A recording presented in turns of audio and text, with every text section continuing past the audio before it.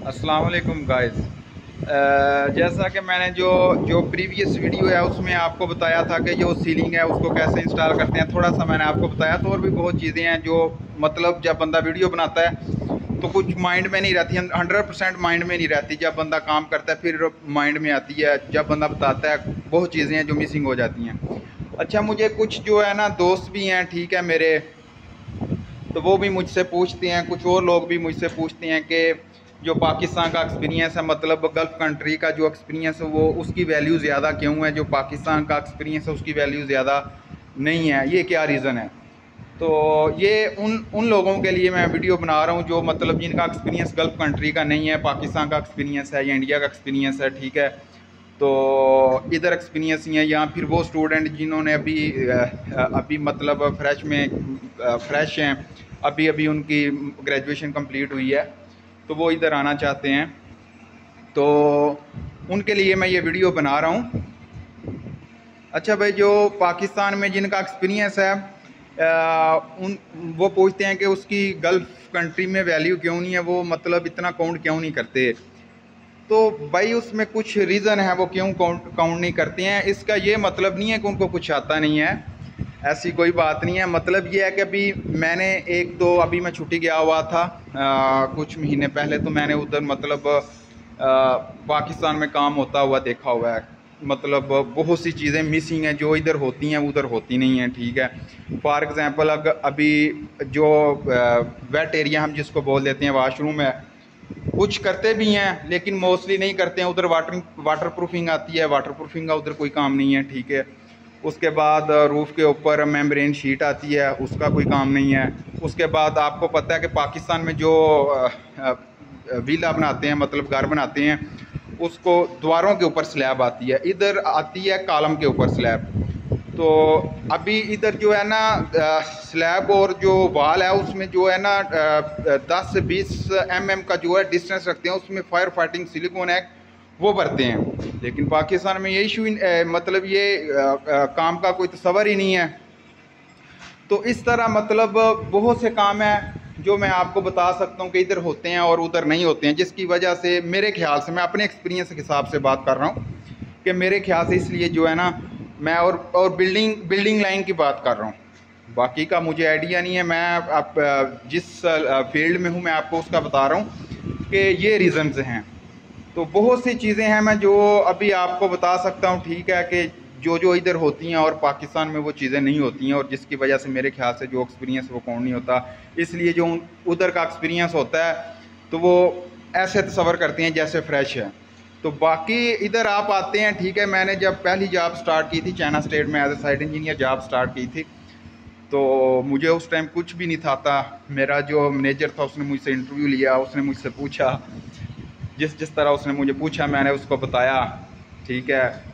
जिस तरह आपको पता है फ्रेश को क्या आता है, उसको भी आइडिया था ये फ्रेश है। लेकिन ये है कि वो एक महीने में आदमी को इतना काम सिखा लेते हैं, वो फिर पूरे इंजीनियर का उससे काम लेते हैं। ये एक महीने का काम होता है, आपको सारे प्रोसीजर की समझ आ जाती है, क्या प्रोसीजर हैं क्या नहीं है। तो ये रीज़न है। तो दूसरा ये है कि ये तो मैंने आपको बताया जिसका पाकिस्तान का एक्सपीरियंस है और इधर यूए का एक्सपीरियंस है, क्या डिफरेंस। और इधर आके भी कुछ डिफरेंस है, वो ये है जो तो जिनका लक है, जिनको आते ही मेन कंट्रैक्टर में जॉब मिल जाती है, तो वो तो मेरे ख्याल से बहुत लकी हैं। क्योंकि जो मेन कंट्रैक्टर में अगर आप इंजीनियर हैं, आपको एक बिल्डिंग दे देते हैं, ठीक है। वो आपने बिल्डिंग में एमईपी का काम भी खुद देखना होता है, ठीक है। हर चीज़ आपने खुद देखनी होती है। जो छोटी कंपनीज़ हैं, ठीक है, उसमें एक कंपनी है वो चाहे जस्ट टाइल का काम करे, इसके अलावा कोई काम नहीं करेगी। तो जो एक काम करेगी भी उसका भी आपको मतलब इतना ही एक्सपीरियंस होगा जस्ट ड्राइंग की हद तक, कि ये टाइल इंस्टॉल कैसे करते हैं आप इतना सीख सकते हैं। आपको उससे पहले क्या प्रोसीजर है, कौन सी क्लियरेंस लेनी है कौन सी नहीं लेनी है, वो आपको कोई आइडिया नहीं है। क्योंकि वो मेन कंट्रैक्टर का इंजीनियर क्लियरेंस लेगा और आपको देगा, आप टाइल इंस्टॉल कर देंगे। अगर जो मेन कंट्रैक्टर में इंजीनियर है, उसको टाइल स्टार्ट करने से जो पहले का काम है उसको वो आइडिया है कि उसमें कौन कौन सी चीज़ें ज़रूरी हैं, कौन कौन सा काम कंप्लीट होना चाहिए, ठीक है, उसकी क्लियरेंस होनी चाहिए। लेकिन जो छोटी कंपनी में काम करता है उसको ये चीज़ें को पता नहीं है। वो जब उसको मेन कंट्रैक्टर का इंजीनियर बोल देगा आप टाइल स्टार्ट कर दो, तो वो टाइल स्टार्ट करके इंस्टॉल करवा देगा, उसको ड्राइंग तक आता है, बाकी उसको पता नहीं है। तो ये मेन कंट्रैक्टर हर काम देखता है। और छोटी कंपनी में आपने एक काम देखना होता है, और एक काम को स्टार्ट जब आप करते हैं और उससे पहले भी जो काम होता है उसका भी उसको इतना आइडिया नहीं होता। मतलब जो मेन कंट्रैक्टर है, आपका मेन कंट्रैक्टर में एक्सपीरियंस, आप किसी भी कंपनी में जाएंगे, ठीक है, उनको आदमी चाहिए तो वो प्रेफर करेगा जिसने मेन कंट्रैक्टर में काम किया, उसको पता होगा कि इसको सारे काम का प्रोसीजर का पता है। उस वो जो मेन कंट्रैक्टर का इंजीनियर होता है उसने इंस्पेक्शन सबमिट करनी है, इंस्पेक्शन फॉलो करनी है, मीटिंग अटेंड करनी है, मतलब उसको जो काम होना चाहिए साइड में उसको सारा पता होता है। जो जिसने छोटी कंपनी में काम कर रहा है वो सिर्फ एक काम कर रहा है, या तो जिप्सम बोर्ड पार्टीशन का काम कर रहा है, या टाइल का काम कर रहा है, या फिर जो तबूक का काम है वो काम कर रहा है, मतलब एक एक काम करेगा ये। मतलब इधर आप छोटी बड़ी में कंपनी में काम करते हैं तो ये डिफरेंस आता है। तो बाकी फिर बंदे की लाक होती है, बंदे के खुद के हाथ में भी नहीं होता। हर एक का दिल करता है कि मैं मेन कंट्रैक्टर में काम करूं, लेकिन बात का तो बंदे को जॉब नहीं मिलती है। कुछ ऐसे हैं जो 1-2 साल छोटी कंपनी में काम करते हैं फिर बड़ी कंपनी में भी मूव हो जाते हैं। तो ये बस किस्मत का खेल है, ठीक है। कुछ बंदा ट्राई भी करता है, तो कुछ जो हैं वो बड़ी कंपनी में होते हैं, बड़ी कंपनी से फिर छोटी कंपनी में आ जाते हैं, ठीक है। इधर कुछ ये भी है ना कि जब आप कंपनी चेंज करते हैं फिर आपकी सैलरी बढ़ती है। तो लेकिन ये बेनिफिट है जो मेन कंट्रैक्टर में जिसमें काम किया होता है, फिर वो चाहे छोटी में जाए बड़ी में जाए उसको काम का इशू नहीं है, उसको हर चीज़ का आइडिया है।